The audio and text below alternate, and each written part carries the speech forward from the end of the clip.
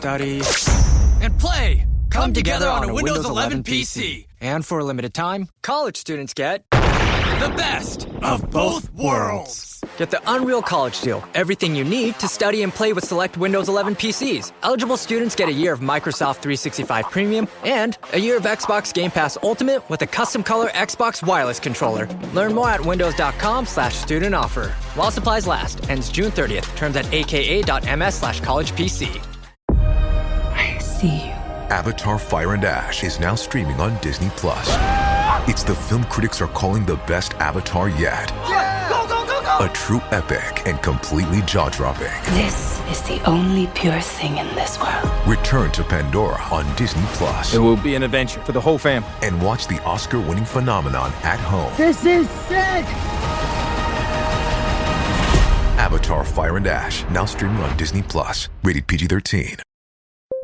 When you need to build up your team to handle the growing chaos at work, use Indeed Sponsored Jobs. It gives your job post the boost it needs to be seen and helps reach people with the right skills, certifications, and more. Spend less time searching and more time actually interviewing candidates who check all your boxes. Listeners of this show will get a $75 sponsored job credit at Indeed.com/podcast. That's Indeed.com/podcast. Terms and conditions apply. Need a hiring hero? This is a job for Indeed Sponsored Jobs.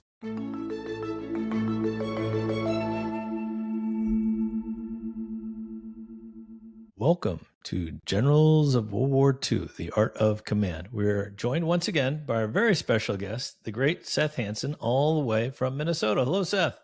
Hello, John. How are you doing? I'm great. For those of you not familiar with Seth, we did an episode a few weeks ago on Zhukov, correct? Correct. Yeah, really great episode. I recommend you give that one a listen. And today we're going to talk about what I would call kind of a niche battle, which is the Battle of Khalkhin Gol.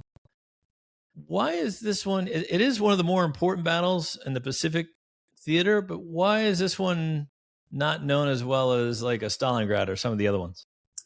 Mainly because of the events that was going on in the world at the time of the battle, which took place during the summer of 1939. Japan was fighting in China, which a lot of people obviously know about, and Germany obviously was threatening to invade Poland and eventually did sign the Molotov-Ribbentrop Pact with the Soviet Union.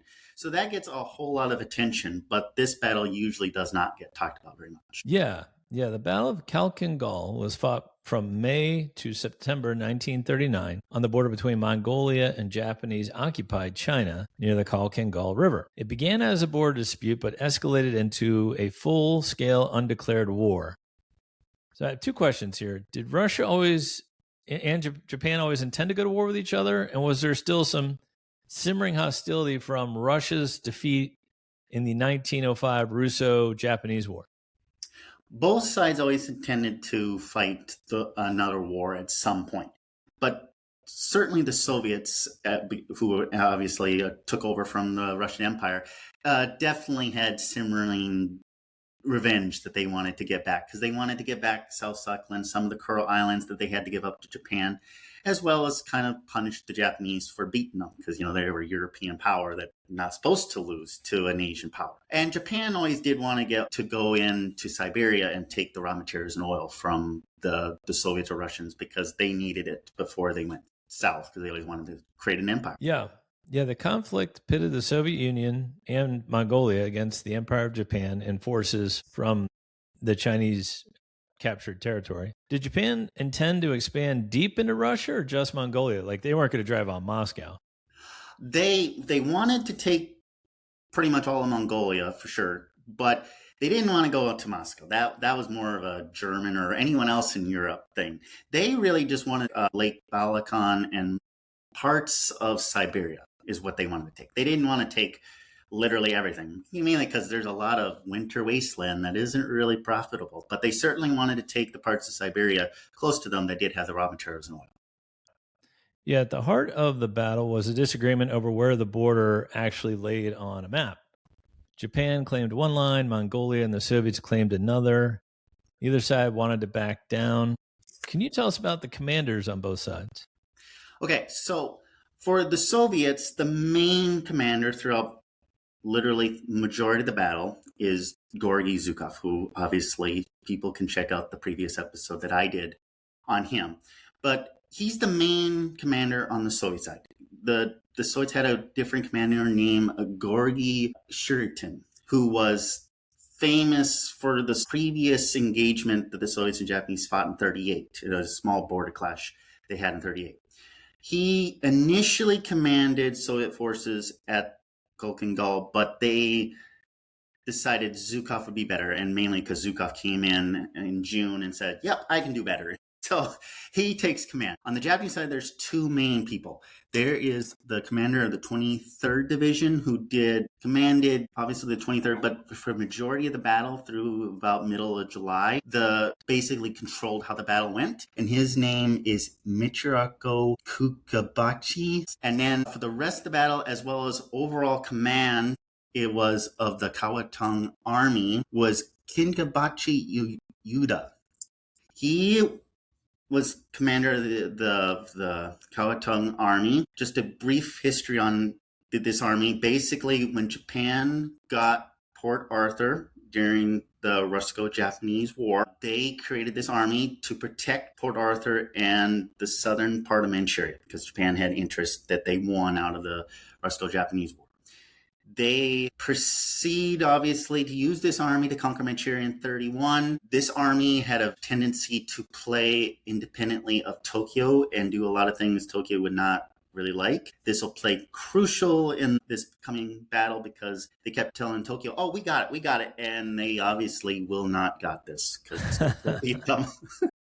This episode is brought to you by Tidy Cats, here to level up your litter game with their new Performance Plus lineup. Your home is your happy place, your cats, VIPs. So when it comes to the litter box, excellence isn't optional. Choose from products that specialize in max power clumping, low tracking, or odor fighting so advanced, stink won't see it coming. Tidy Cats Performance Plus. Mission mighty, keep it tidy. Shop now at tidycats.com. Let me have you come a little closer to the speaker. Maybe that'll get rid of the popping. It's really going bad now. Is that good? Okay. Yep. That's a little better. Okay. Yeah, as you mentioned, the battle is not going to go well for Japan. The Soviet commander, as we mentioned, we talked about him earlier, Georgy Zhukov, then relatively unknown. And this battle became the one that kind of launched his reputation because previous to this, Japan was pretty much undefeated at this time, right? Correct. I mean, you can make an argument that Japan literally, since it coming out of age in the middle of the 1800s, hasn't really truly lost very many battles or wars. They pretty much have been on a winning streak for literally decades. They defeated the Russians in the Russo-Japanese War. They were currently beating the Chinese in literally every single battle they fought in the undeclared at this moment in 1939 Second Sino-Japanese War. So Japan is very much at the height of its power and believes that it's invincible, that it cannot lose anything. Yeah, let's talk about the main force here, this Kwantung army that the Soviets actually believe would be slow and vulnerable. How many troops were on each side of the battle? So this varies from which point you're talking about, because it was just a little small clash with only a couple thousand on each side. And by the time the battle ends in August 31st, September 1st, 1939, it varies on which source you see when it ends. The Soviets are estimated to have about 57,000 men, and you never normally see some of the Mongolian estimates because there are Mongolian forces there. So it's around 57 to 60,000 men with 500 to 600 tanks, 900 aircraft of all types, and about 550 artillery. While the Japanese have an estimated 25 to 59,000 forces, depending on which source you're looking at. So, but I've seen it more like 30,000 men for the most part for the Japanese. 73 tanks that will be withdrawn in the middle of July, 400 aircraft of both type, and 277 artillery. So the Soviets very much outnumber the Japanese throughout literally every stage of the battle. Okay. Yeah, as you mentioned, Zhukov assembled a powerful combined armed force of infantry, artillery, tanks, aircraft, and logistics, coordinated with unusual efficiency for 1939. So let's talk about how hard it must have been to coordinate the logistics of these different arms of the military. And again, this is pre-computers, this is the Soviet army. How did he do this? Okay, it is very complicated because if you Google Nomonhan or Khalkhin Gol, you'll see it's in the literal of nowhere. It is, you can't even find it on a map. It is literally, I'm talking about nowhere. For the Soviets, they literally had a railroad head like 400 miles from the battle site. They had to truck everything in by trucks. And before the main offensive, the Zhukov launches in August, they have just a convoy system going back and forth for all the arms. Well, Japan did something similar. They had a railroad, and it was actually closer. If I'm remembering right, it's like only 100 miles away. So, you'd think the Japanese would be a lot better. No, they're not, because they didn't think through everything is good. This is where the Soviets and Zhukov planned this out a little bit. They didn't have a convoy system. What little supplies did get up was usually not the best compared to what the Soviets brought. And part of it is because Japan was fighting, obviously, the Chinese at the same time. And so most everything was going to fight against China, not against an undeclared, supposed to be minor border clash. Right. Well, the fighting was surprisingly brutal and mobile. The open Mongolian steppe favored armored warfare, and both sides launched repeated attacks through heat, dust, and difficult supply conditions. How did the battle start? So, like you said in an earlier question, right, the border is very much disputed. The Soviets claim that the village of Nomonhan is where the border begins of Mongolia. The Japanese claim Khalkhin Gol, which is just the river that flows through here, is the border of Mongolia. So the Japanese send out just a regiment to patrol this very disputed area because there had been very small border clashes throughout the 1930s. There is some documented cases of some firing on both sides, but nothing really major. Japan sends this force through, and, well, the Mongolians are there, so they shoot them away like they've done hundreds of times before. Well, the Mongolians, the Soviets decide, we're not going to take this time. So they come back and take the area again. Well, a couple weeks later, this was in May through the 14th, was the first clash. The second clash, Japan finds that the Soviets are back again. They're like, well, we can't have this. Why are they back? We taught them the lesson, right? So they send in a regiment to try to fight them off. Goes terrible. This regiment was supposed to do a simple pincer movement around them. Fails spectacularly. They lose the entire regiment in the battle in this very short border clash. And basically, both sides decide we are going to fight here. And so Japan's going to escalate and the Soviets are going to escalate. So that's how the battle started. Yeah, the Soviet air power gradually gained the upper hand, helping to blunt the Japanese attack and protect Zhukov's troop concentrations. Was it a real meat grinder eventually? It was. Mainly in the July and August battles, because the main one, yes, the Japanese lost the entire regiment, but it wouldn't become as bad as it would in July and August. And so it certainly was a meat grinder. And the Japanese, before the Soviets could claim the air superiority, like you said, which they would, Japan actually launched an attack against the air base of the Soviets, which is at Tamsun Block. It's in this spot in Mongolia that's where the Soviet Air Force was based. Japan launched an attack on that on June 22nd, before they launched their July offensive, which was totally illegal. The high command said you could attack and get rid of the Soviet forces, but do not cross the river. Well, they attack, completely destroy it. The Soviets decide they're going to counterattack. So then the main reason why they did this is because it was leading towards the July offensive. And so for the first 2 weeks of July, basically Japan decides that they are going to do another pincer movement, but this time tanks, because like you said, it was great tank country. So they send a regiment across the river, which again, Tokyo told them not to do, but they still did it. And they send tanks across the river, and they send tanks on the other side of the river to enclose the Soviet forces. And basically what happens is that the Japanese decide, well, we're going to do a massive artillery bombardment to start it off. For 3 days, they launch an artillery bombardment. And for Japanese standards, it's something like up until that point, it was like the best Japanese artillery bombardment ever. It would get better in the war against us and everything. But the Soviets even in July. It was after 3 days, the Japanese had to call it off because they lost so many men in the attack. They could not maintain the artillery bombardment. The Soviets literally was destroying their artillery. It's like, yep, we got to stop. And so that's what they did.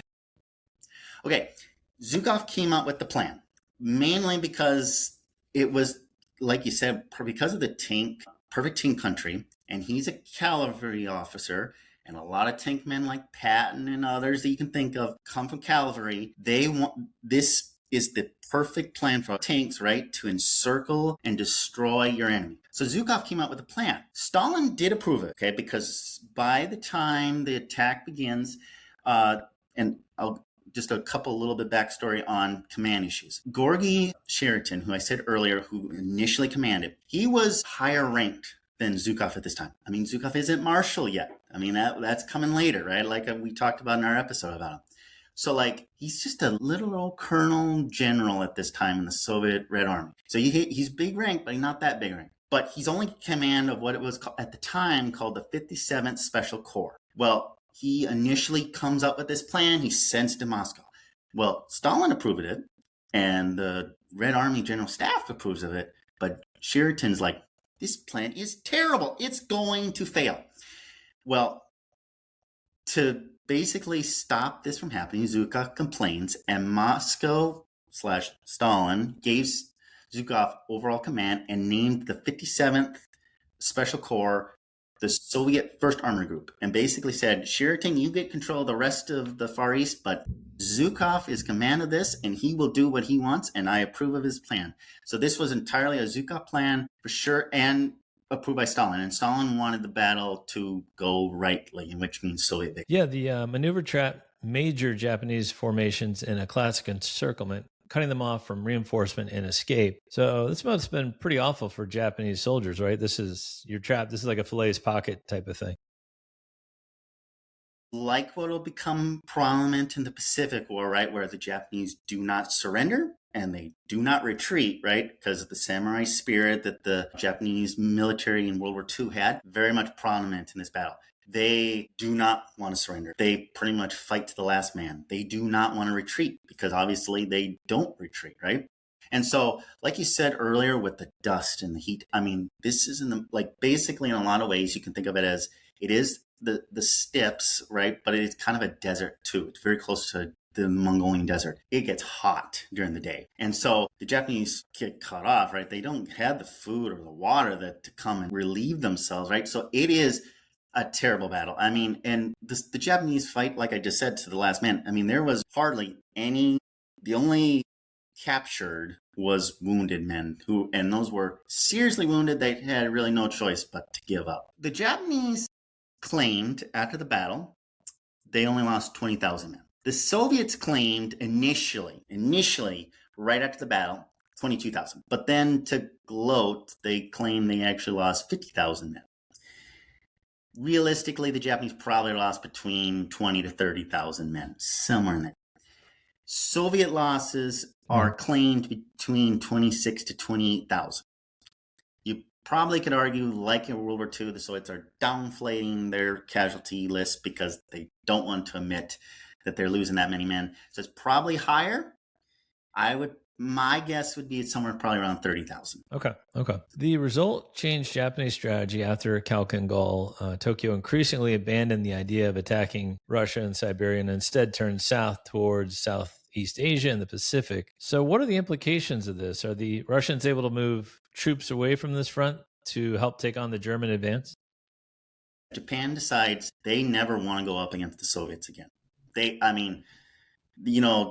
During the summer of 41, when Germany is literally winning on the Eastern Front, it's twice in June, July of 41, and in September 1941, there's discussions in Tokyo about should we go in on the German side and go into Siberia.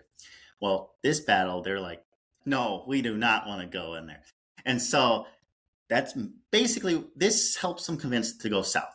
For the Soviets, it is very much important because of the spy Richard Sorge in Tokyo, who tells Stalin that, hey, Japan is going to go south. The Soviets are then be able to not entirely drain, but they take the best forces from Siberia. And famously, on December 5th, 1941, they launched the counteroffensive around Moscow that saves Moscow. I mean, you can make that argument how much it saves it. I mean, that's up to debate, and I'm not going to talk about this episode.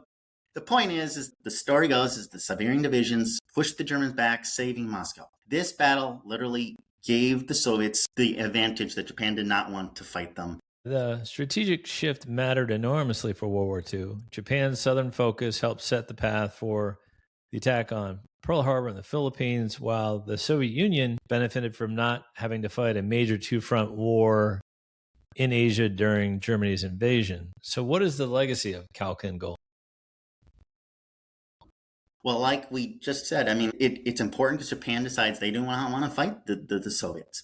And I mean, this will play into later in 1945, right, when Japan is very much losing the war. They literally, up until the day the Soviets decide to attack and conquer Manchuria from the Japanese, Japan is begging Moscow, please intervene on our side to help us negotiate a settlement that we can end this war. And obviously Stalin plays along with it and then goes in and takes Manchuria and Korea and everything else that he took from Japan. But it also is the legacy, like we just talked about, the Soviets taking the Siberian divisions away from Siberia and sending them up to help Moscow.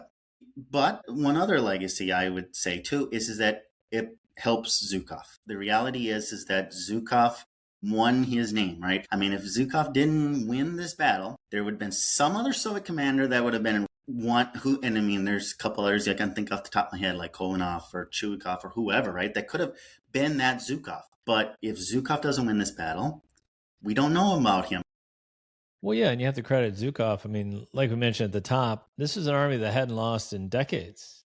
And he figured out a plan. He was a tough guy. He absorbed their initial blow like a good boxer, and then he just kind of rope-a-doped them and turned it around on them. So I think he should get some credit, as should the average Soviet soldier. I mean, this was a pretty tough battle.